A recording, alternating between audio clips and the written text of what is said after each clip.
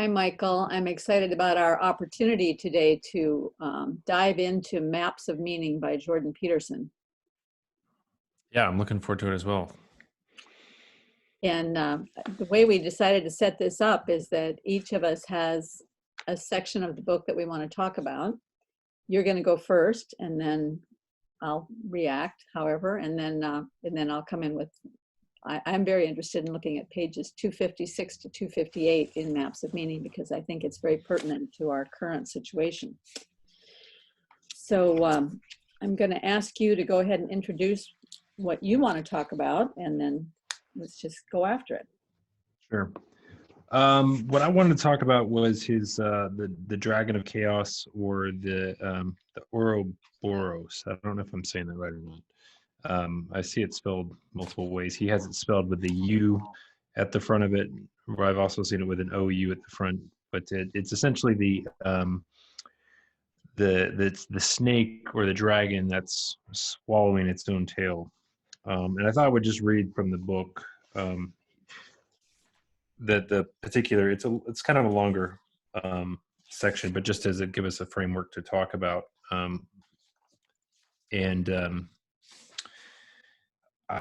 This is something that it's actually all over the book. He mentions this at least, I don't know, 1,000 times maybe in the book, but I found this particular section compelling in terms of the kind of the breadth of the view it has on this subject. So I'll just go ahead and read it. And what page are you on? I'm on page 140 at the very bottom, the very last paragraph. The primordial theriomorphic serpent god is endless potential, is whatever being is prior to the emergence of the capacity for experience. This potential has been represented as the self-devouring dragon, most commonly because this image portrayed in figure 29, the Ouroboros, or the pre-cosmogonic dragon of chaos, aptly symbolizes the union of incommensurate opposites. The Ouroboros is simultaneously representative of two antithetical primordial elements. As a snake, the Ouroboros is a creature of the ground, of matter. As a bird or a winged animal, it is a creature of the air, the sky, spirit. The Ouroboros symbolizes the union of known associated with spirit and unknown associated with matter, explored and unexplored. Symbolizes the juxtaposition of the masculine principles of security, tyranny, and order with the feminine principles of darkness, dissolution, creativity, and chaos. Furthermore, as a snake, the Ouroboros has the capacity to shed its skin, to be reborn. Thus, it also represents the possibility of transformation and stands for the knower, who can transform chaos into order and order into chaos. The Ouroboros stands for, or comprises, everything that is as of yet unencountered, prior to its differentiation as a consequence of active exploration and classification. It is the source of all information that makes up the determinate world of experience and is simultaneously the birthplace of the experiencing subject. The Ouroboros is one thing, as everything that has not yet been explored is one thing. It exists everywhere and at all times. It is completely self-contained, completely self-referential. It feeds, fertilizes, and engulfs itself. It unites the beginning and the end, being and becoming, in the endless circle of its existence. It serves as the symbol for the ground of reality itself. It is the, quote, set of all things that are not yet things, unquote. The primal origin and the ultimate point of return for every discriminable object and every independent subject. It serves as progenitor of all we know, all that we don't know, and of the spirit that constitutes our capacity to know and not know. It is the mystery that constantly emerges when solutions to old problems cause new problems, is the sea of chaos surrounding man's island of knowledge, and the source of that knowledge as well. It is all new experience generated by time, which incessantly works to transform the temporarily predictable once again into the unknown. It has served mankind as the most ubiquitous and potent primordial gods. Do you want to react first on just kind of your spontaneous take on what that brings Well, up for you? there are two things that came up for me. One is the way that it's described, it sounds as though it encompasses all of the future, everything from this moment forward. Yeah. And also it makes me think of that video that Jonathan Pajot did last week when he was talking about the serpent, that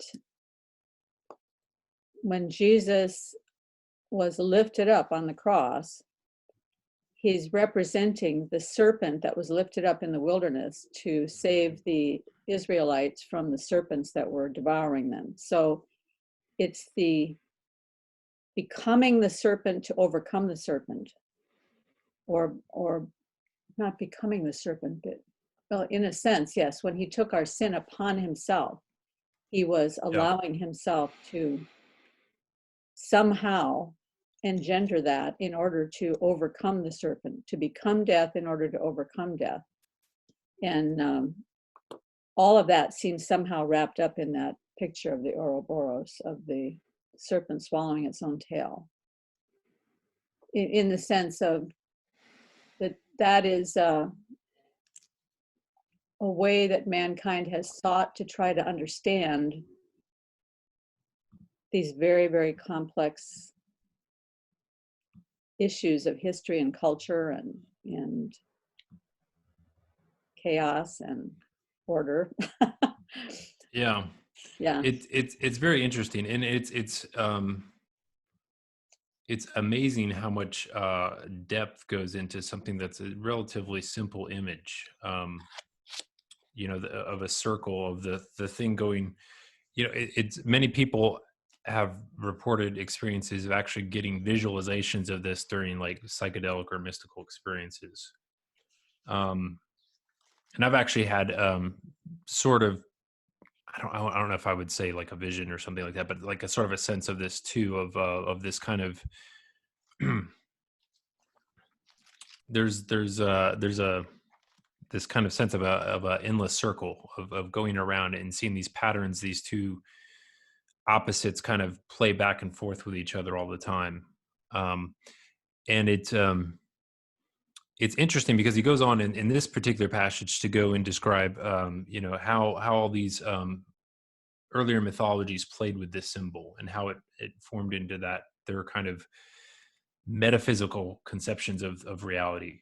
And what's usually the case is that this chaos monster or dragon or whatever is something that has to be contended with by the hero, which is in most cases is the god that is in some sense responsible for creation. Like there's the Marduk that cuts up Tiamat and makes the world out of her.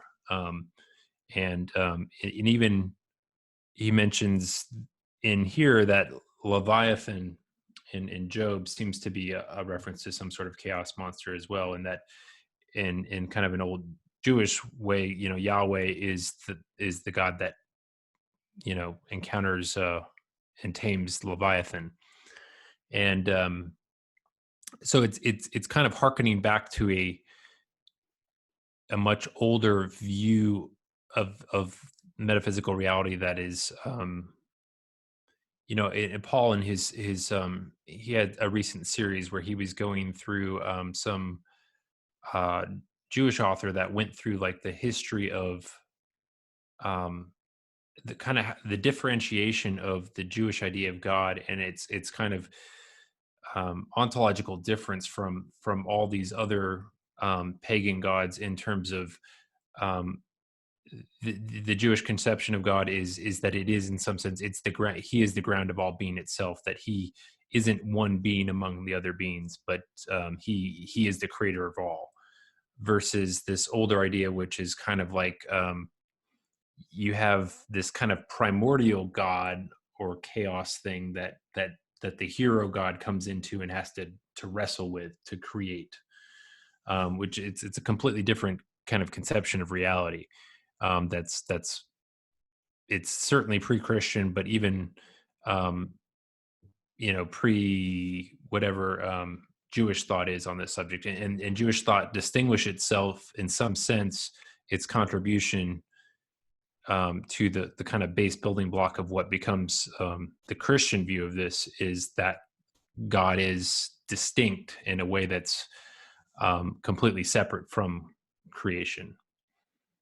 So are you talking about the video that Paul did where he was talking about the two different viewpoints, the one viewpoint being the meta-divine realm, Mm-hmm. which is made up of a pantheon of gods that have different roles in the universe and different But all those within that pantheon, there is some lower substrate that governs how those gods interact with each other. None of them is absolute, right? There's some primordial stuff that governs, and actually, if they violate those rules, they suffer consequences as well. So it's almost like there's some other ground of being that they're subject to.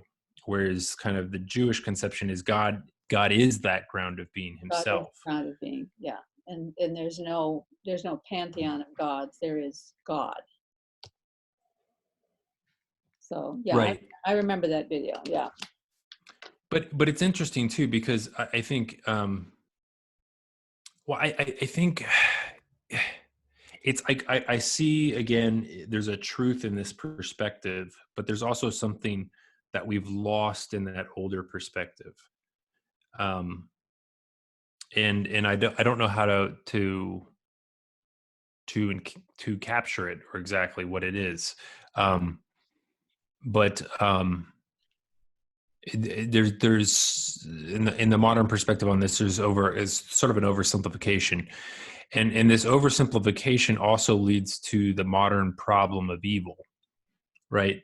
Because in all these old stories, it was really clear that there was this separation between the good and evil, that like and that we represent the good, the hero, by his confrontation with this evil.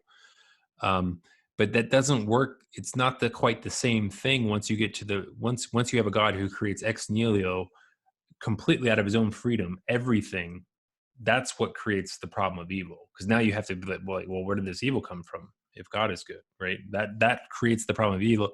And we don't realize, a la Tom Holland in his book Dominion, that Paul also likes to reference, how deeply Christian what we call secularization is, and how it has informed the metaphysical substrate of how we conceptualize reality, where now what happened in the cross is this ultimate ideal that informs the moral viewpoint today, even in people that would consider themselves atheists. But there's this sense in which the right thing is for the strong to lay down their lives for the weak, that this is the pinnacle of what it means to be righteous and good. That was doesn't make any sense outside the Christian framework. It's a complete reordering of things that is taking place so thoroughly underneath the hood of our assumptions that we're not aware of how it's interacting today. But I think there's a goodness there. There's also a kind of, I would say, a lost richness in this other way of viewing things that Jordan is kind of exploring here. But I guess I'm trying to figure out how that richness plays and interacts with our theological understanding now. Well, I find that I wonder if really one of the ways in which we've lost that richness is in Protestantism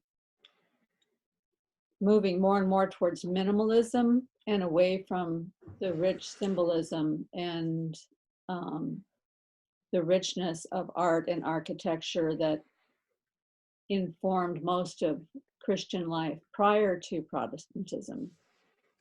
and all the beautiful cathedrals and the symbolism of the art and the icons and all of those things that were sort of cast aside because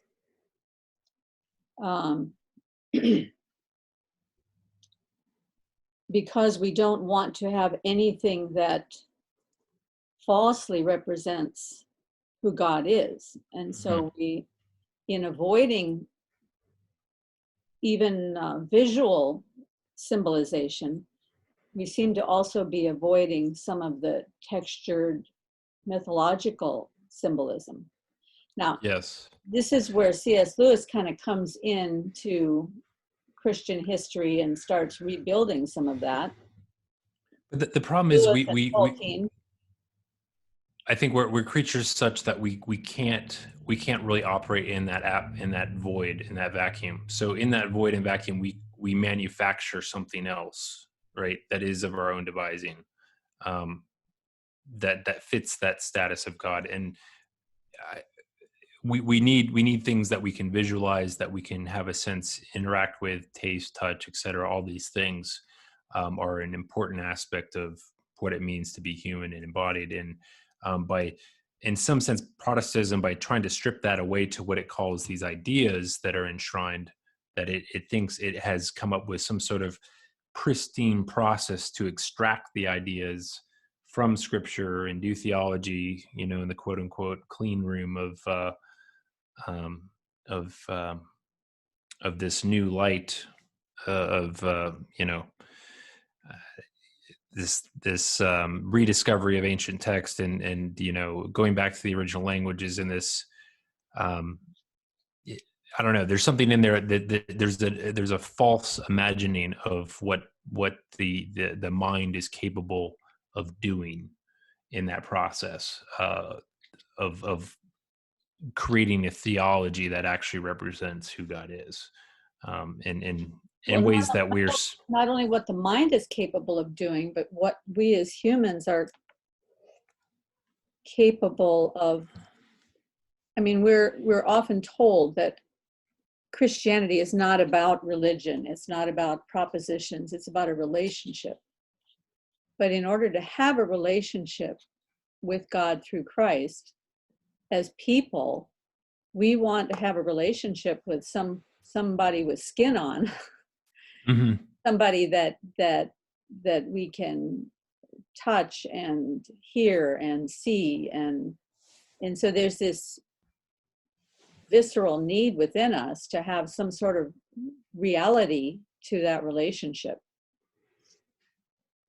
which is partly handled by the way that people within the body help each other, love each other, take care of each other, the way that we reach out with the hands and feet of Christ to other people. So, I mean, there is partly that.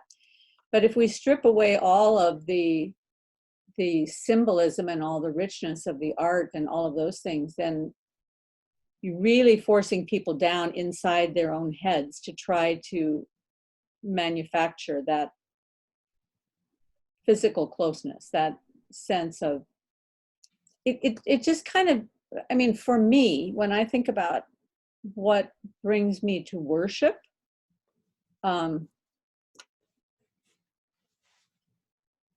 it's often music or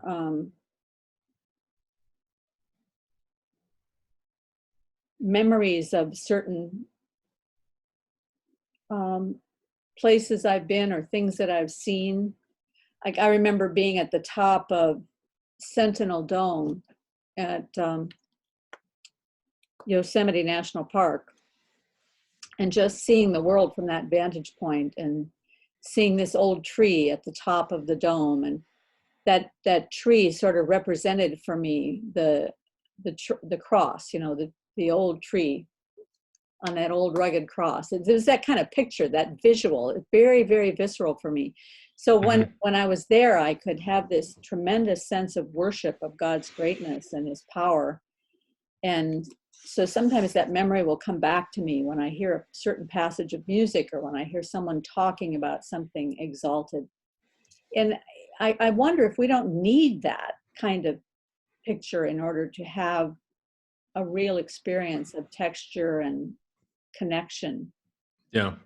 Well, exactly, and that's exactly what I think the icons in the past were supposed to do for us. They were a gateway to see through to something else. And I don't know. There's just again, I think there's something certainly good.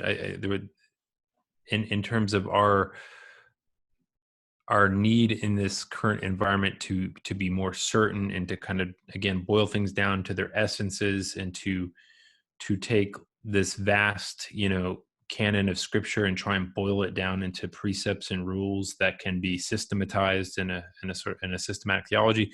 There's something good about that, but there's also a I don't know, there's an arrogance, and there's also a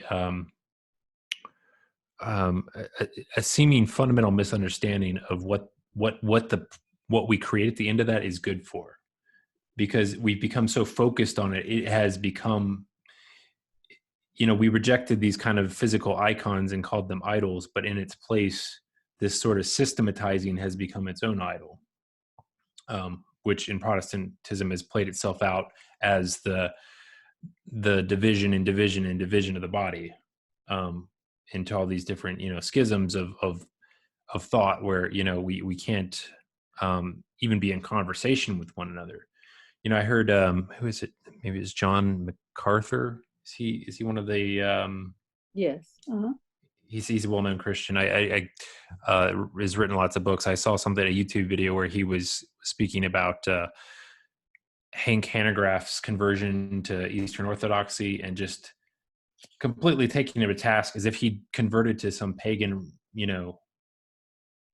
worshiping of Satan or something. It was just, and it was so, and it just and systematically described the ways in which that what had taken place in his conversion was a turning away from the real God to something else, and it was just amazing to witness that. I don't know, it was how certain he was. And I could see why you do that, right? As a pastor, you're worried about your flock, being led astray or things of that nature. But I don't know. There just seems something very, very arrogant and possessive in his attack there. That seemed to me representative of the spirit of this age, of what Protestantism has led us down. Which Well, is I this think to me, one of the things that we were talking about this in our Bible study last night, for some reason we were talking about the essence of truth. And, Jesus says, I am the way, the truth, and the life. And that word truth in the Greek, when he says, I am the truth, that word truth, aletheia, I think it's pronounced, actually has the meaning of what aligns with reality. Mm-hmm. And we like to think that we can know the truth. And so even when we say, well, by knowing Jesus, we know the truth, then if we really want to believe that, then we know everything about Jesus, we know everything about the Word of God, and then we will know the truth. But the truth that is Jesus Christ, is so far above anything that we could ever begin to understand. Mm-hmm. We can move towards it. We can seek to become as close to Christ as possible and to learn as much about him as possible. But no matter how close we get, it's the calculus thing, right, of the asymptote. No matter how close we get, we're simply approaching. We can never get there because it's so far above us. So anybody who says, I have the truth and all the rest of you are wrong, that has to become some kind of arrogance.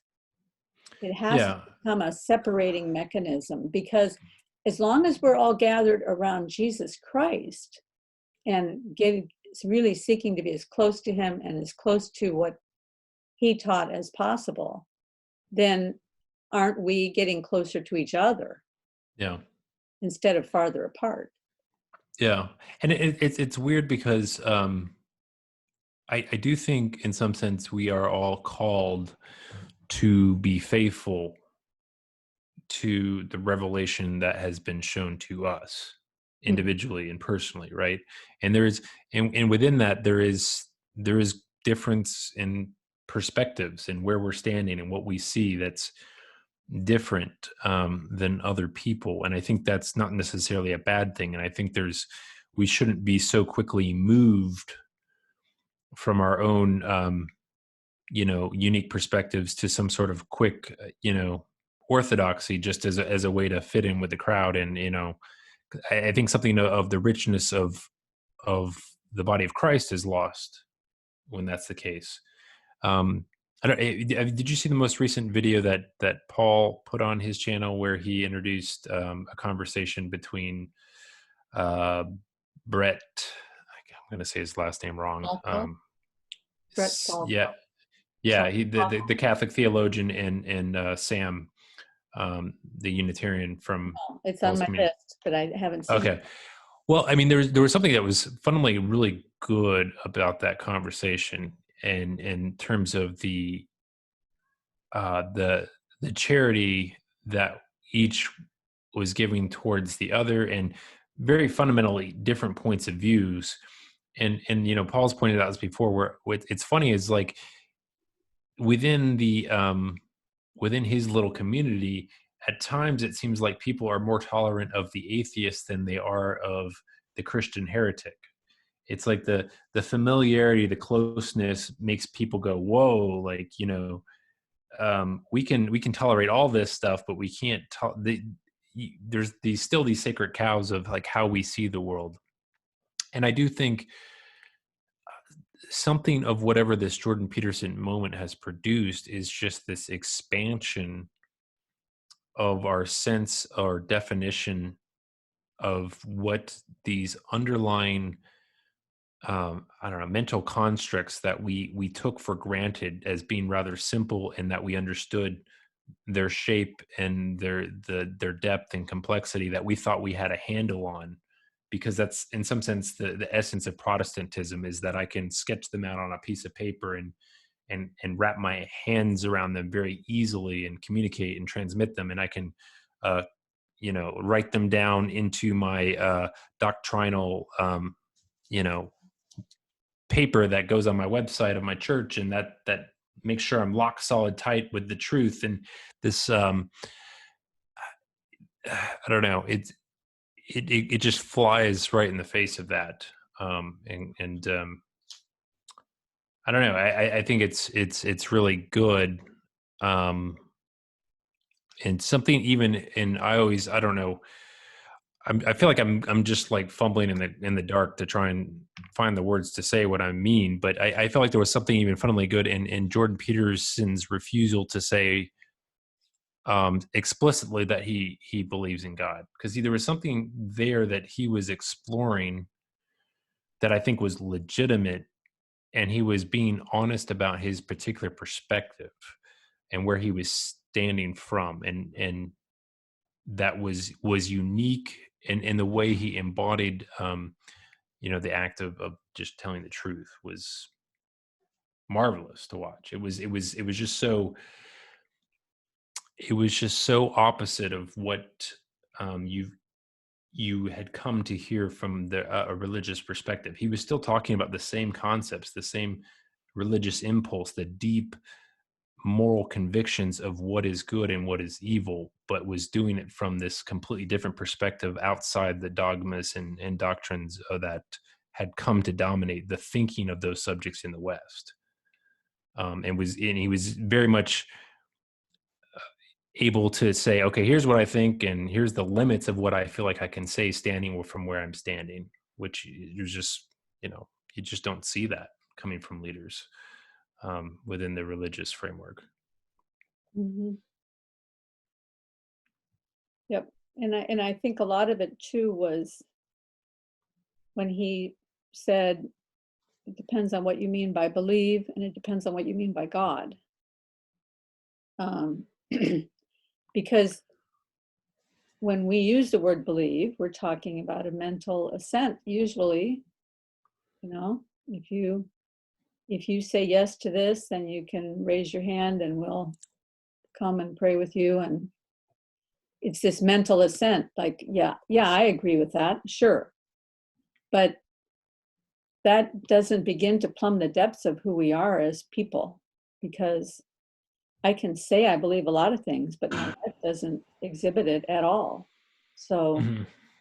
um, he did often say that he acts as though he does. Yeah. And No, I that's even think, more powerful than simply saying that I have a mental assent. Um, well, I mean, one of his other fundamental assertions is that we don't really know ourselves. So I don't think he yeah, even knows the extent to which he already does believe. yeah, Um, but but I don't know.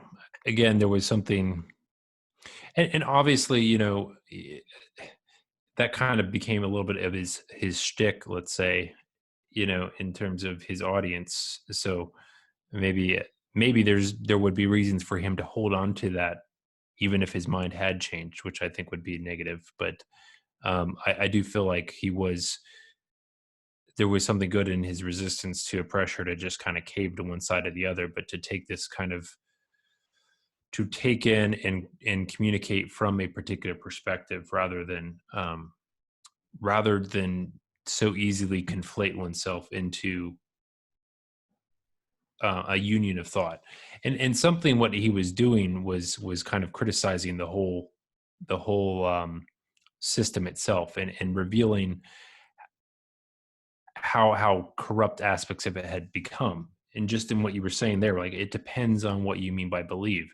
He was just in saying that, he's demonstrating there's this corruption of what that word means that I don't accept and I will stand apart from. Um, well, and the other thing that happened to him, which it happens to political figures all the time, is that once you're out in the public arena and you're speaking publicly and you're open to questions and people are throwing questions at you, everybody has an agenda in their mhm. questions, in the way they ask their questions, and he has no control over how many times people ask him that same question, because everybody coming with that same question, often they probably have a different agenda than the previous person that asked the question. And some of them are asking the question because they're wondering, has he had the big aha moment yet? Yeah. Has the Holy Spirit descended on him yet? And can I be the one who asks the question at the right time, to get Yeah. the right answer? And others are asking the question because they want to humiliate him or they want to show him up, or um, and this happens to some political figures all the time, where everybody is constantly throwing the gotcha questions. Yeah, And that's almost what journalism has come to mean. What good, tough journalism is meant to do is essentially just gotcha journalism. You yeah, know, it's so tragic. yeah, build a false dichotomy, force the person you're speaking with to pierce themselves on one or the other side of it. Yeah, you yeah, know, yep.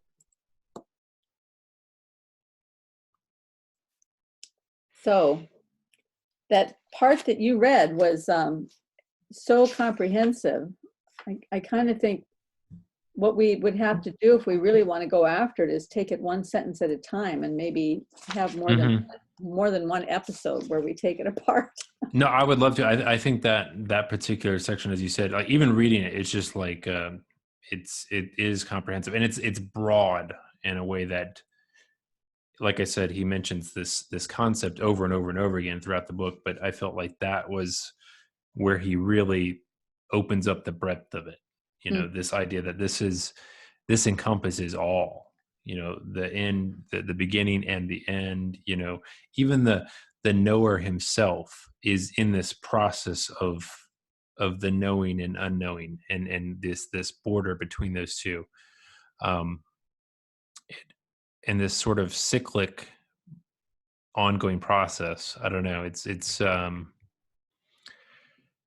very weird and mystical. And there's something, I don't know, there's something very about it to me that I don't know, there's a certain fear I have even in engaging with it. There's like I don't know, like it's so fundamental that I don't know. They're like, it feels arrogant to even try to understand it even. Well, maybe if we come at it from a slightly different perspective, we can draw some comparisons. Did you happen to see the video that I did with Jeremy, where he talked about the two great commandments? Love God and love your neighbor. Jeremy, was he somebody that was on Paul's channel? He has been on Paul's channel. Yeah, he was on Okay, my channel first, and then he was on Paul's channel, and then he was on my channel again. So it was the second was time he that I had him. was He he does machine. He does dynamical complex systems analysis for Mhm. machine tooling. Okay, and his religious background, was he He like was a form? he was a Mormon. He was a Okay, yeah, Mormon. that's what I was thinking. Okay, so yeah, I did see that. Yeah. So when he was talking about he had this kind of epiphany when he was on his Mormon mission one day when um, somebody was talking about in architecture, there has to be a perfect balance between structure and flexibility. And he all of a sudden saw that that was like the Mormon conception of pride. So the Mormon concept of pride is of hostility or enmity, Hmm. which is a very interesting way to look at pride that had never occurred to me before. So in the Mormon concept, they see pride as being the opposite of love. So pride is hostility and enmity, and love is on the other side of that. Hmm. And so Jeremy, immediately, he said this structure just came into his mind, this picture came into his mind. And over the years since then, he's been refining that picture more and more, trying to understand what was that picture that was given to him. And so in architecture, you have, especially in big, tall buildings, they need to also build in a certain amount of, they need good, solid structure, pipelines going down into the ground to give you the support and everything. But because of earthquake possibilities, there needs to also be flexibility so that the building doesn't just crumple when it gets moved. No. And they started doing this way back long time ago in Japan when they built pagodas. They built a pagoda around a big solid tree, which is the center trunk, goes up, and then the different layers of the pagoda, or different floors of the pagoda, are built around that tree. But each floor is built with two layers that are sliding layers that can slide back and forth with this tree in the center. So if an earthquake comes, the floors can slide instead Yeah. of crunching, right? Right. Right. So he got this picture in his mind of the horizontal being the flexibility and the vertical being the structure. So the perfect balance of structure and flexibility is the cross, because the cross reaches out to people, that's the flexibility, and reaching up to God, God gives the structure. Yeah.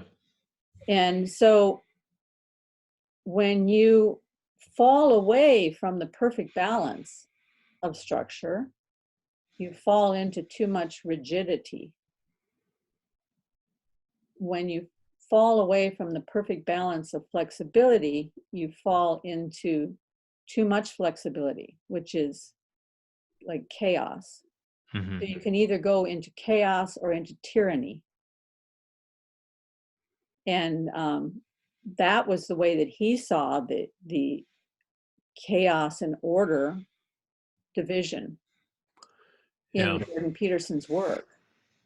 And I thought it was a very interesting way to conceive of it. That reminds me, I've often, I don't know if I came up with this on my own or if I stole it somewhere from somebody, but I've always thought often about what love primarily is a combination of justice and mercy.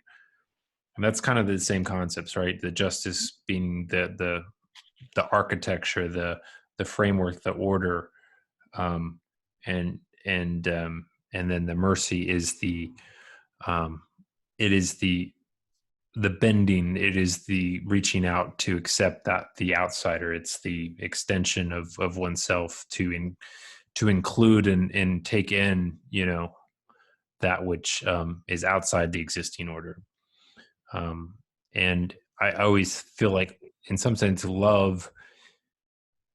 I feel like maybe even Jordan Peterson mentions this explicitly somewhere. At least he maybe he's more talking explicitly about order and chaos, but he talks about this kind of serpentine path one has to take, going between order and into chaos and back, and kind of that path that the serpent makes is this sort of across this line and back, and that the balance point is never right in the middle at any point, but it's this kind of pendulum back and forth.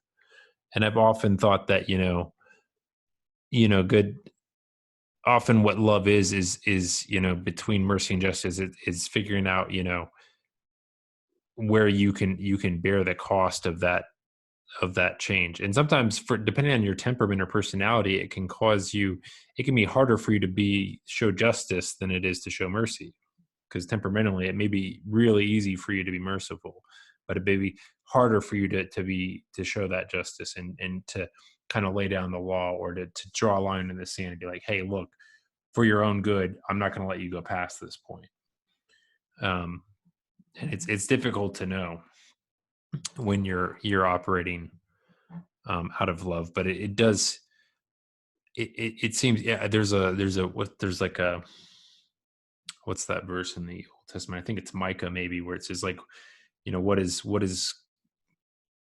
is God required of you, a man, like to do justice and love mercy and walk humbly with your God. And there's something about that I think really encapsulates it well, of like, you have to focus on doing justice, right? You have to have a sense of what the order should be, and that needs to be the regular course of your life, is enforcing and building that order.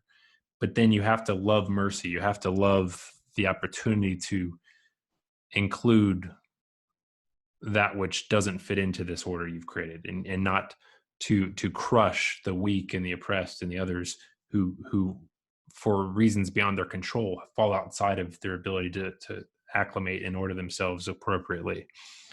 And then there's a humility in all this, to know that all the time you're not quite getting it right. You're never hitting the mark exactly, and to accept that, and kind of put your trust ultimately in God, to kind of connect the dots for you, and to not have this sense of your own master and control being the thing that wins the day. So isn't there a mathematical picture, or maybe mathematical is the wrong word, but it's called the two-body problem, or where you have like two planets, two cosmic bodies, and there's an ellipse where each one, it's right on the tip of my tongue how this works, but it's the exact picture that you're making of love, of justice and mercy. And it's the interaction between the two of them that creates this structure. Neither one is completely in control of the structure, but they're both, it's encompassing both of them. Do you know what I mean? Have you seen that? I've not. I saw something on maybe some cosmology website or something. Maybe it was about black holes, because sometimes there's this or when two galaxies come upon each other before and don't collide, and what is it that keeps these things from colliding, but instead they function together? I'm going to have to look that up. Yeah. What made me, what popped into my head was a famous poem by John Donne. I think it's John Donne, where he talks about two lovers being like the points of a compass. And he talks about you know, he's like the part that where the pen is, and like his lover is this anchor point in the middle that causes him to come back to the beginning of his circle again. Mhm. But that's what that would reminded me of for some reason when you were talking about the two kind of orbiting each other. Well, and then Jonathan Peugeot says that love is the perfect balance between unity and multiplicity.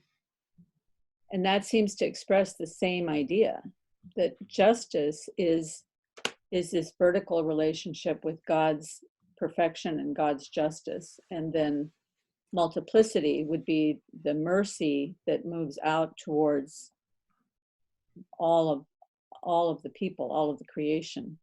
So again, you have structure, flexibility, justice, mercy, unity, multiplicity. Yeah. So it does seem like there's some sort of binary there that is, it takes us to the limit, but it's still, so there is some sort of a limit. It's like we're still, and I'm speaking mathematically when I'm speaking about limit. You know, Jonathan Peugeot is always talking about the outer limit being like the fringes, Mm-hmm. and how the fringes have to be included, even though the fringes is where all the gargoyles are, and the you know, the monsters are out on the edge. Right. If you don't make it a place to include them, they'll make their own way in. Yeah. And yeah, In it's kind of like, an unfortunate way. yeah. Yeah. I don't know. Did you have something you wanted to, because this might be a good Yeah. place to jump into the next thing I had. Okay. If you want to go next. Well, we can go to the next thing that you had, and then just make that today's conversation, just finish up there, or I can do my thing and see if there's some overlap. I'm really fine either way. Do you have an inkling one way or another? Well, as long as I've kind of revved this up, let's see what I can do with it. All right. So in 12 Rules for Life, on page 170, Jordan Peterson's talking about sacrifice, and it occurred to me that this general idea is something that we've come to get quite a vivid picture of in recent weeks, just in terms of sacrifice on the parts of a lot of people. Okay. He says, we'll start our analysis with a truism, stark, self-evident, and understated. Sometimes things do not go well. That seems to have much to do with the terrible nature of the world, with its plagues and famines and tyrannies and betrayals. But here's the rub. Sometimes when things are not going well, it is not the world that is the cause. The cause is instead that which is currently most valued, subjectively and personally. Why? Because the world is revealed to an indeterminate degree through the template of your values. If the world you are seeing is not the world you want, it's time to examine your values. It's time to rid yourself of your current presuppositions. It might even be time to sacrifice what you love best so that you can become who you might become. And that really struck me, because it seems like right now, everyone is being asked to sacrifice whatever it is they love best. Maybe some people, what they loved best was football or basketball. Let's say basketball, going into the playoffs. But they're being asked to sacrifice basketball, whether they're a player or a watcher or an owner, you know, whatever that was. Or some people, what they loved best was their freedom to do whatever they want whenever they want. But everybody's having to sacrifice that. Some people, what they loved best was their 401k or their, anyway, you get the idea. Everybody's being asked to sacrifice something. And why is that? It's because the world is not matching up with what our expectations of it were. And there's a massive reordering of some kind going on. And so then when you come to maps of meaning on page 256 to 258, I'm just going to read a few sentences out of here. I've tried to pick out the sentences that give the general idea, and I'll try to update a little bit as I go along. Now, he makes a statement here that I don't think is actually completely true, at least not in our nation, but I think he's talking about an ideal situation. Mm-hmm. All the individuals in a particular nation agree fundamentally about the nature of the unbearable present, the ideal future, and the means to transform one into another. So it would be good if all the individuals in the nation agreed what constitutes an unbearable present and what constitutes an ideal future. And up until 2 months ago, our nation was completely torn apart at the seams because there were two movies playing on one screen. Half the people were saying, this is what an unbearable present looks like. And the other half were saying, no, the opposite of that is what an unbearable present looks like. And, you know, then both of them had a completely different picture of what an ideal future looks like. But right now, everybody agrees about one thing. The unbearable present is the coronavirus. And the ideal future is the day when we can get back to having life with one another and being able to have fellowship with our family members and to be able to see people that aren't being overwhelmed with illness and people that aren't financially ruined. We all agree now on what on what that is. Well, I would say, I don't know, this is my particular opinion or perspective, but I think there actually is a way more agreement than we might suppose in terms of what our, like as he says there, in terms of what we imagine a better future to be and what it looks like and what it's composed of. I think that we might be way more aligned on that than anybody imagines. But the problem is we don't really talk about that. It's kind of assumed in certain frames of mode. What we do talk about, everything has become political, and politics is about the means whereby we try to improve things by. It's not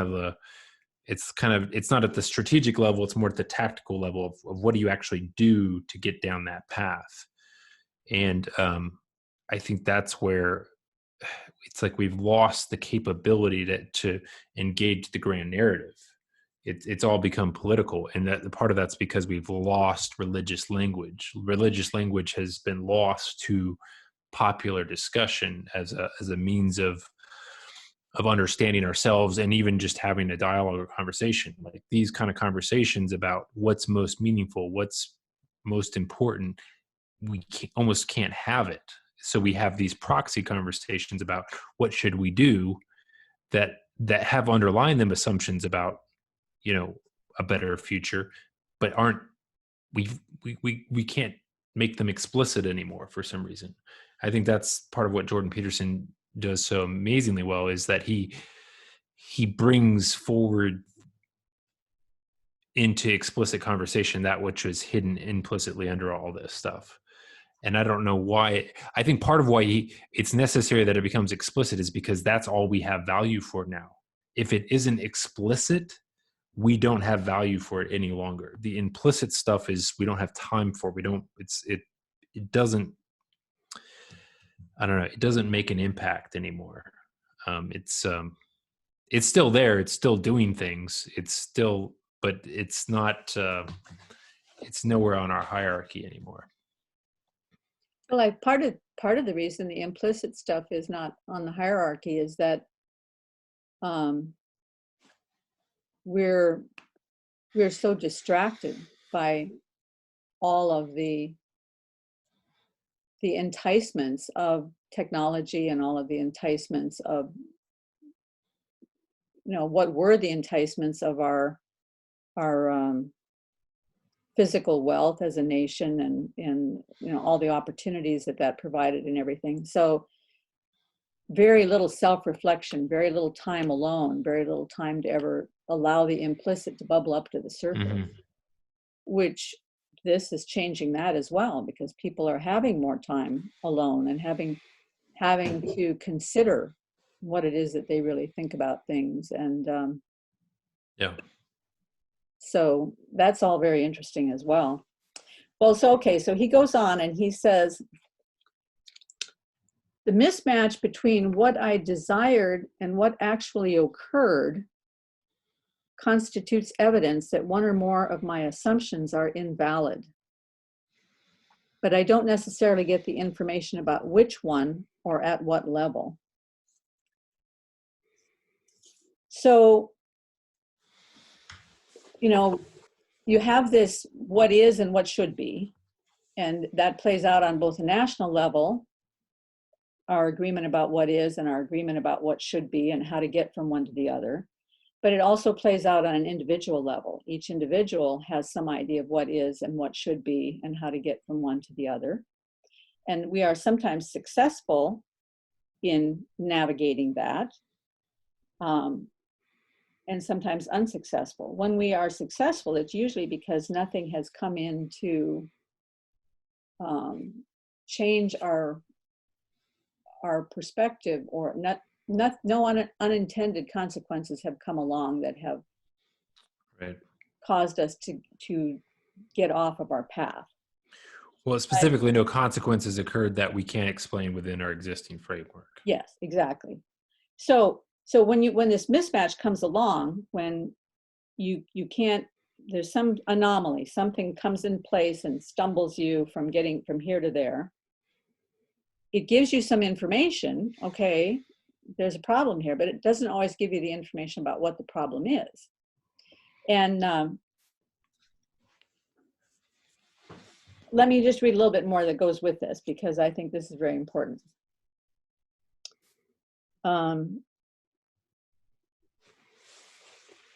The outcome of such a mismatch is application of other patterns of action and associated expectations associated with gathering of new information through active exploration.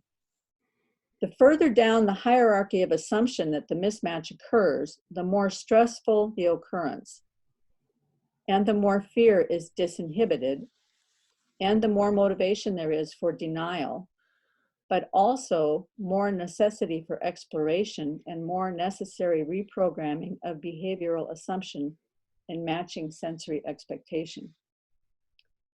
And I thought I can give you a good example here. I'm wearing this knitted scarf, okay? Now, Megan knit this scarf, very complicated, requires a lot of thinking, a lot of focus, and very, very careful work. Because if she were to make a small mistake somewhere, the mistake wouldn't show up for rows and rows and rows and rows. But when it did show up, it would completely undo the whole design. And all of a sudden, you'd have to look at it and say, wait, the design is wrong. Where did I go wrong? Was it in the previous row, or was it 80 rows before? And there's no way to know without painstakingly going back through it row by row and going back through the instructions and trying to find where you got off the path. Well, for many, many, many decades in our nation, we've been on many different kinds of wrong paths, because we've been seeing all sorts of symptoms of problems, whether it's in our healthcare system or whether it's in our financial system. There's all kinds of problems, but nobody's ever taken the time to unwind it and go back to try to find out where the problem first began, because all the political arguments just say, well, let's fix this little piece of it, or let's fix that little piece of it. We'll just take care of the fringes. We won't work at trying to find out what the fundamental problem is. But this coronavirus comes along and it shows us, wait a minute, we've got all these problems. Something is seriously wrong and we don't know where the problem came from. So he goes on to say, and I think this is just so smart. He says, well, there's two things here. One is that a truly unexpected event sequence, like COVID-19, upsets the implicit assumptions upon which the original particular fantasy was predicated. And the consequence of such a violation is the breakdown of expectation and a consequent generation of both fear and hope, followed by exploration. Now, this consequence requires three things. It requires, number one, the paralysis of the old model, which is the United States and every government on earth has said, stop. The old model is paralyzed right now. Mm-hmm. The second thing is a reversion of otherwise stably maintained affects to competition and chaos. I'm not quite sure what he means there, but I do have an idea. And the third is the exploration-guided reconstruction of order. So we've been called to a gigantic stop everywhere in the world, and that's given us time to reverse course and look at where the problems are with competition and chaos within the system. And once we've had time to do that, then it would be possible to begin to move forward with an exploration guided, in other words, step by step, moving into this future, this trying to find our way into the ideal future with exploration guided reconstruction of order. So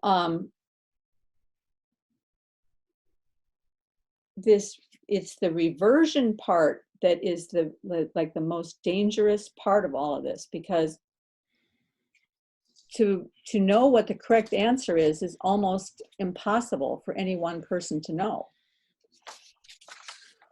Now, right. We don't seem to have a lot of respect for that. Yes, that concept. Exactly.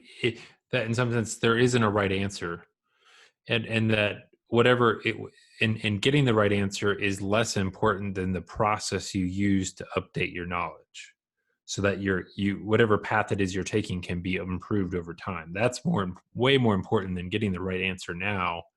We have this sense of like, you get to the right answer and you have 99.9% certainty that you have it, and then you go. We're in a situation where that's just not, where we're being confronted with the fact that that's not possible. I think it was always true, yes, but we're having a practical manifestation of it. Yes, exactly. Of the limits of our knowledge right now. Yeah, exactly.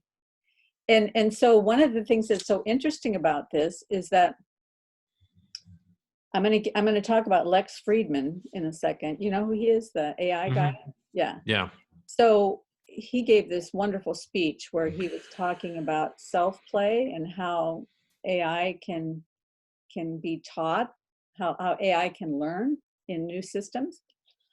And he talked first about learning to understand. That was step one. And then step two is learning to act, to build systems that learn how to act in the real world. And this is what he said. He said, you start with a dumb system that knows nothing. And then through randomization, you have another system or systems that also know nothing, but they know a different set of nothing. And then these systems compete against each other.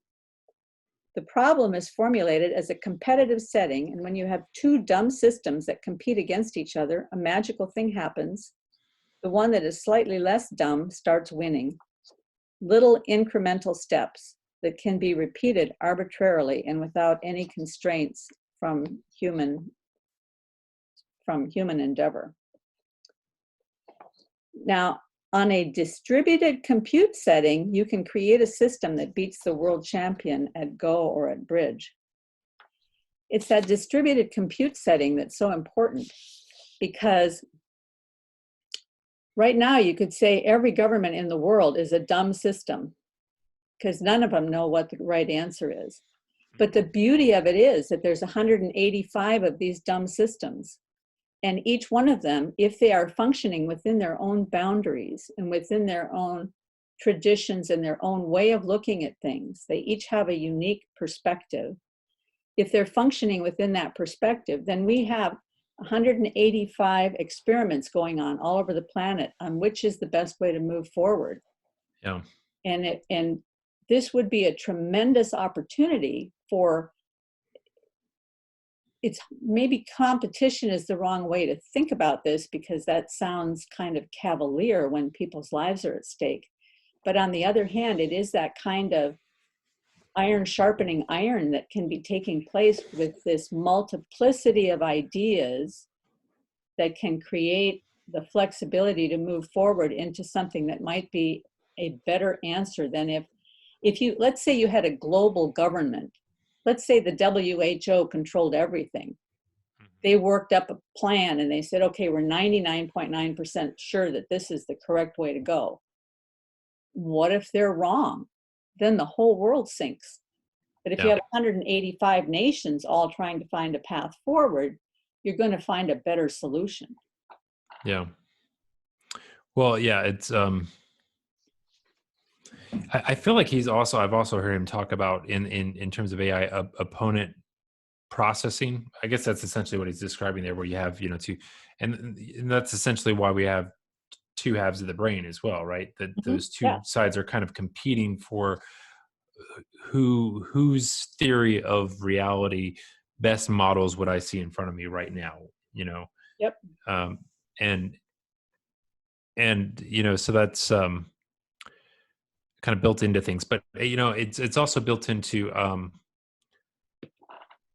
I think one of the things that that becomes really clear too is just even on an individual level how difficult it is even just to know yourself, and the ways in which this is kind of bordered into the other topic I was thinking about, but like how you need deep intimate relationships to even know yourself. There's something like, well, I think once upon a time we were more aware of this, but somehow today we don't know because we spend so much time with ourselves, and we have there's this sort of narcissism of our own consciousness that makes us think we know ourselves very intimately, and there's something about the coming into a relationship with somebody else in a deep way that reveals all these things about yourself you had no way of knowing. It holds up a mirror. That's the truth. Right. Yes. But here's what's funny is like, too, it just occurred to me as well. I don't even think we know ourselves physically. Like, and what I was thinking of is, how like, it doesn't matter who the person is. You show them 99 or 100 pictures, like 99% of the pictures you show them of them, they're probably going to hate of themselves. You ever notice that? Like, this is like true. It doesn't matter who they are. It doesn't matter how, stunningly beautiful or whatever they are. They will like hate 99% of the pictures taken of them. And there'll be one that'll be like, okay, I can live with this one. This one I can live with. And I was thinking that's so weird, right? But I think part of it is we have even a misapprehension of how we look physically. Mm-hmm. Right. And even when we go to a mirror, we know exactly how to stand and apportion ourselves in front of the mirror to kind of catch the angles or the ways in which we want to see ourselves. And if we're doing that physically, how much more are we doing that, within our consciousness in terms of how we perceive ourselves, and it's only in those intimate relationships where somebody else is looking kind of deep into us that we get to see each other. And so I think, I don't know, I guess this is kind of a rabbit trail away from what you were saying, but I think Oh, no, not at all. This is very important, I think. there's, I don't know, there's this component to knowledge that requires love. and you can't know this other thing until you love something outside of yourself. You can't even know yourself until you love something outside of yourself that kind of can give you this mirror back into the situation. And this is deeply antithetical, I think, to Western intellectualism and how we perceive of the individual, the genius, the spark of creativity being this thing that primarily exists in the individual, and we've lost a sense of the role of the community and this larger cultural enterprise that goes back, way back, that we all stand on top of. The ways in which that interaction plays in terms of what we're doing, and we've, I don't know, we've just lost the respect required to actually look at these things in a deep way. Well, isn't that what Jordan Peterson also talks about when he says that we outsource our sanity? That it's through observing the reactions of other people and interacting with others and talking while other people are listening to us that we can gauge whether we're on track or off track in terms of what it means to be a sane, healthy human being. Yeah. And if It's we're because not interacting with each other, that is much more difficult. So that's a particular danger right now, is that there are a lot of people who, for whatever reason, don't have online friends to be talking to right now, and yet they're isolated in their homes and they're not having interactions. I think of it like, this is a recurring theme in your conversations as well, the whole P versus NP completeness. There's this role that we all play for each other in terms of, like, when I'm watching the other person, it's I can very easily tell if the other person's getting it right or not getting it right. But I can't, that recognition isn't the same thing as being able to do it. And so we need these other people to kind of give these kind of thumbs up, thumbs down, like, and we're doing that to each other all the time in, like, little and subtle ways in terms of facial expressions, tone of voice, whether we interrupt someone while they're talking, all these things to kind of coach that out of each other. And I think we've missed out on this kind of subtlety of what's going on, and by all of our emphasis on the propositional knowledge, all these kind of implicit things that are transpiring, we value less, and yet they're embedded deeply in all our rituals and traditions in ways that if we had more respect for, we could encounter them more often. Yeah, absolutely. Well, one of the things that I found really interesting was when he talked about when you're in the middle of a crisis, that's when there's more opportunity for anxiety and depression to percolate up from the base. But there's also more opportunity for hope, because hope is released from containment. That's the way he put it, which I find very picturesque language. And maybe he's getting that from the myth of Pandora's box, because Pandora's box, she, out of her curiosity or whatever, she opens this box, but in the box is all the chaos that exists in the world, and it all got out. But by the time she got the lid down, there was only one thing left in the box, and that was hope. So I'm not sure why he uses that phrase, hope released from containment, but well, I think it's when your map of reality has been shown to be deficient, there's two alternatives. One is that reality is much worse than you thought your map showed, but it could also be a lot better in ways that you didn't anticipate as well. So it's like both simultaneously spring into being. There's an opportunity that has now arisen with the opportunity that you have to remake the map because it's not working. So in the remaking of it, there's, you know, there's the upside and the downside. Like when people get laid off from a job, it seems like their life is over, and yet that turns out to be the turning point. They start a new business, or they get another job that's a better career, and so yeah, so it's that kind of every time I've ever lost a job, it was literally the best thing that happened to me. Like it started a process that led to something way better than the path I was on. Mm-hmm. Now, was that because when it happened, you took the time to rethink where you were at, or do you think that it was actually an appointment?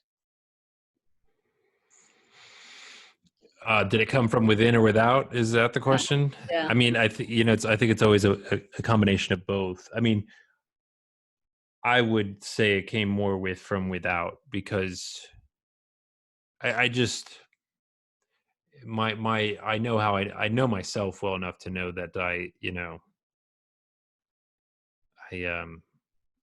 I'm often very short-sighted, and so I think it definitely from without. I think I'm so easily caught up in the things I can control and contain and understand and intellectualize and concretize in my own thinking that I certainly wasn't, I think, anything of my own making. Mm-hmm. And it always felt like the end of the world. So. Well, I'm just going to read a little bit more here because I think it ties back into what you were talking about with the Ouroboros.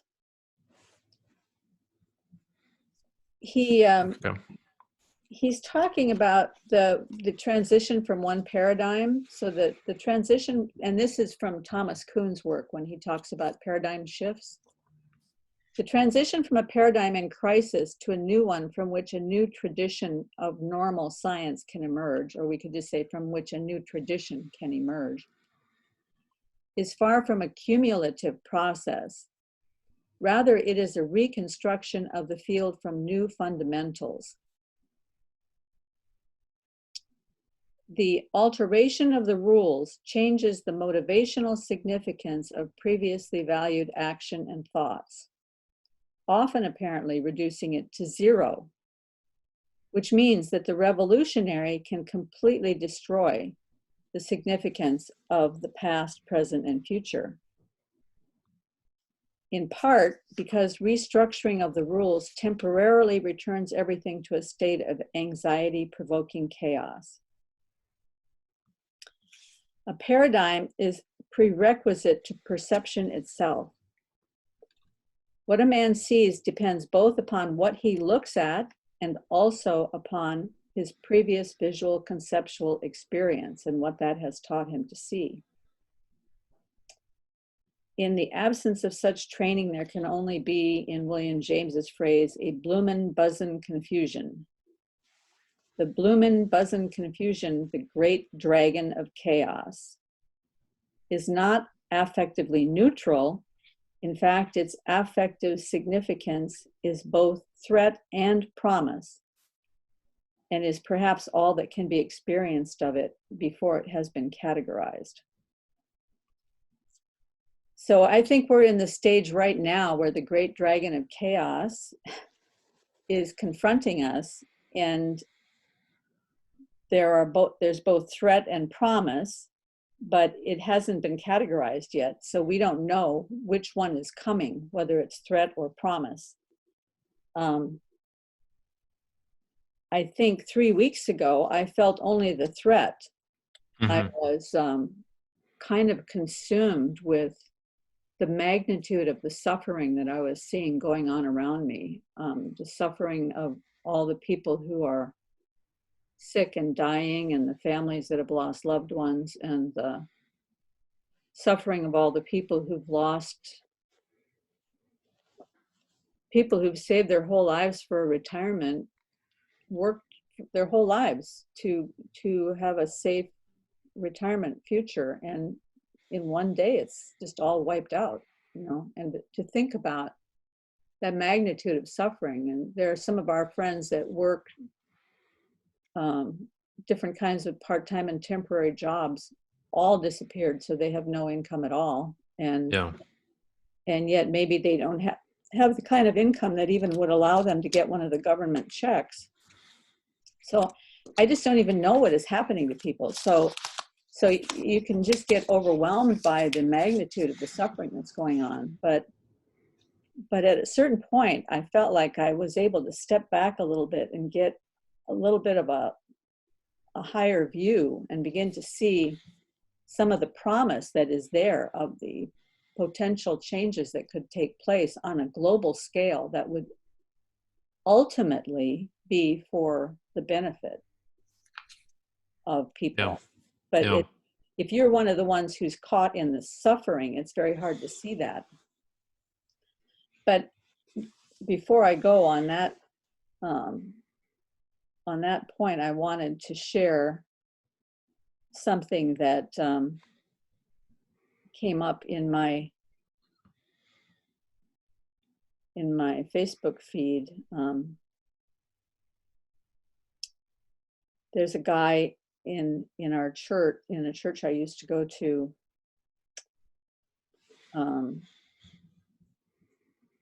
And of course, I had it all strung up, and then why don't you talk for a minute while I find this?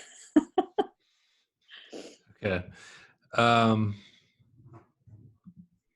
Maybe I'll talk about this bit I was going to tell you about from Jordan Peterson's TED Talk, where he talks about lovers in reality, and he makes the point that most of the time when we're looking at other people, we tend to see just shadows of who they are, and that's kind of our real experience of other people. We have just a vague intimation of the ways in which their lives intersect and have impacts on ours, but we don't really see into the ontological depths of the other individual, and that something biochemically changes when in the act of falling in love, where our eyes are kind of opened and something in the other person gleams forth. And I always conflated these two things. It's actually a different part of the same TED Talk, but he talks about later in that TED Talk about we have these maps of reality, and at points what he calls meaning draws us in, and he talks about the phenomenologist and their conception of reality kind of shining forth, and he kind of metaphorically calls that these kind of tears in that map we have of reality, where something gleams out of it, and it's like it's strange because it is so alluring and it's so terrifying simultaneously. It is that promise, and it's also that that potential for something that's very scary and traumatic simultaneously. And that's something like what falling in love is as well. Like, where when we see into the depths of the other person, we also get this mirror held up to them looking into us that shows us to them, and there's this sort of terror that comes along with that, of being like, it's like the thing we most deeply want is to be seen and known. And yet it's also when we have to confront things about ourselves that we didn't want to particularly be aware of, and that those two things kind of coexist at the same time. And it's our ability or willingness to be vulnerable, and confront that, voluntarily. There's a unique opportunity within the specifically in the relationships where we have this intimacy to be known, and to know ourselves as well. Could you provide the link to that for me so that I could put it in the notes on the video? Yeah. I do remember that. But I remember that one. It's not the one on potential, is it? he talks about potential in it too. I mean, But I mean, the only TED Talk I can recall the title of is just potential. But if you just search Jordan Peterson TED Talk, he only has the one. It's in only Toronto. has the one. Okay, well then it must be the one called potential. Okay, I will find it. So here's what I was going to read. There's a guy that goes to this church that I used to go to. I have never met this man, but he had the coronavirus and very, very bad time with it. And they thought he was going to die for a long time. And they were often putting up prayer requests on the church website. And so that would come across my Facebook feed. And so I was praying for him along with a lot of other people. And he came through and he wrote this letter to people from the church that I just think is so remarkable that I want to share it with you. And first, he starts out by just expressing his gratitude for all the prayers and all the things that he felt like the Lord used to support and encourage him and his wife and so forth. And then he says, I know this sounds crazy, but I feel blessed to have walked through this trial because it causes me to rely completely on him for everything. I realized that if I cannot even take a breath without his help, there is nothing I can do without him. The false pride that has been blinding me for all these years, like scales, fell from my eyes. I mean, I just think that's so amazing that that someone could go through a trauma like that and come out the other side and say, this was a gift. And I think that it's harder to receive a gift like that when it's on a global scale. And we know that the impact on individuals varies greatly within that global community. And yet, I think those gifts come in all shapes and sizes and at every level of reality. So, yeah. Well, I think too, this is another thing I don't think we see in the Western world, but I think even death itself is a gift of sorts. That is, it is a revelation of transcendence in some way. And there's an Eastern Orthodox father, John Bear. I think I may have mentioned him to you before. He's had some interesting talks on this, but he points out the fact that we in the Western world have in the short course of maybe like 100 years have found ways to just completely put death out of sight. Where it used to be like, almost every person grew up where, you had a sibling die, or you had someone older, grandparent or something living with the family that you died, and they would oftentimes a person after their death would be in the home literally for days before they went to the funeral home and all that. And then even then you would go see them at the funeral home, and there was a process you went through where death was, you had a physical embodiment of death present with you through the entire time. And we've gotten so good at eliminating that portion from our lives that most people may have never seen a dead body, or if they they did, like most people don't even have people die alone in the ICU or at a nursing home, and then they get cremated, and we have a memorial service like months later when it's all safely in the past. And we don't, but there's a certain transcendence, he said, that makes itself known only in death.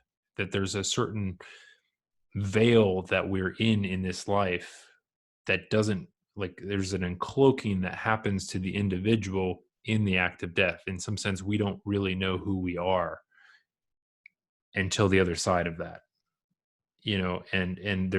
and we can't really see that from this side, but there's something that people often have in the presence of death, that they do get like a glimmer of that transcendence, in being with people in their last moments, and seeing what's going on there, and that we've again pushed to the side and don't contemplate. And I think it maybe even there was one of Paul's video. He talked about, he had a clip from somebody that was basically asking, he was saying he went into rooms full of people and asked them, how many of you know you're going to die? And everybody raises their hand, but then he's like, well, but then he kind of pushes further to see in what ways do you actually know? Propositionally, all these people know they're going to die, but we've lost that knowledge of our own death, that it is this deep belief that actually guides how we live our lives. And so there's this certain, like this guy was saying, he like in his weakness he encountered God. There's a certain sense in view of our death we can actually be aware of what we actually are, and our weakness, that we are not really this thing of our own making, that we are something whose very sustenance and life depends on another, even moment by moment. We don't think have active awareness of that until we come into the defining absence of that life, Mm-hmm. and the limits of this existence. So I don't know. There's something there, I think, that is great and mysterious that can't be articulated. It can only be experienced in some real way by either being in the presence of death, or experiencing your own mortality in an experiential way that you just can't put into words. Yeah, I remember with great clarity the last few moments of my mother's life when I was in the hospital room with her.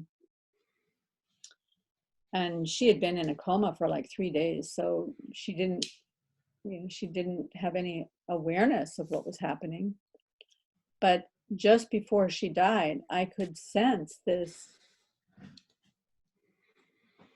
Actually, it went on for, I don't know how long, but it seemed like quite a long time, where I felt like I was in this in-between place. I was in some sort of a holy space that was in between life and the other world or something. And I was conscious of it. It enveloped the room as I was sitting there with her. And then I drifted off to sleep for just a moment. And when I woke up, she was gone. And of course, I had a lot of regret over not having been there at the moment. But she died at something like, I think it was like 10:40 a.m. on a Sunday morning. And later my pastor contacted me and told me that the church had been praying at 10:40 that the Lord would take her home, so her suffering would be ended. And that was when she passed over. So yeah, it was quite an experience. So I totally agree with you. There is something that we try to shove out of our thinking because we don't want to confront our own mortality.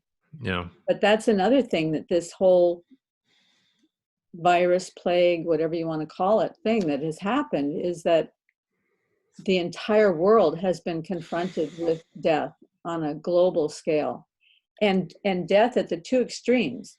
On the one side, it's just numbers. It's all this data on a map, and the data keeps getting bigger and bigger and bigger and more overwhelming. And on the other side, there's all these stories of real people and real suffering, and doctors talking about their struggles to keep people alive, and we're hearing all the stories from real people. So we're getting both ends of the spectrum, and you can't run away from it. You can't avoid it, and you can't avoid thinking that it might happen to you, because nobody's immune yet. to this thing. So everybody must be at some stage contemplating, what if that were me? So it's a tremendous time of self-reflection and seeking meaning and transcendence and threat and promise at the same time.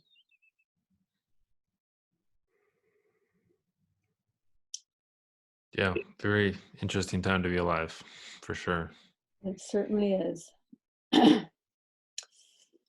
Well, there's a lot more to say in this book, so I guess we're going to have another meeting. Yeah, it's Isn't it funny? We just took 2 paragraphs out of this book and we talked for an hour and a half. I would like to do like you were saying, go through some paragraph, like some sections, and just go like you were saying, like line by line, because Yeah. I think there would be a continuity we could generate in terms of mining what he's talking about. That would be interesting to do as an experiment, I think. Yeah, it's probably more interesting done that way too, where we take a sentence and then discuss it rather than try to read a whole big chunk of it, because his writing is so dense that even when you're reading it by yourself, you have to stop after every sentence and try to think it through. But Yeah. reading it out loud for people, it's just like a fire hose,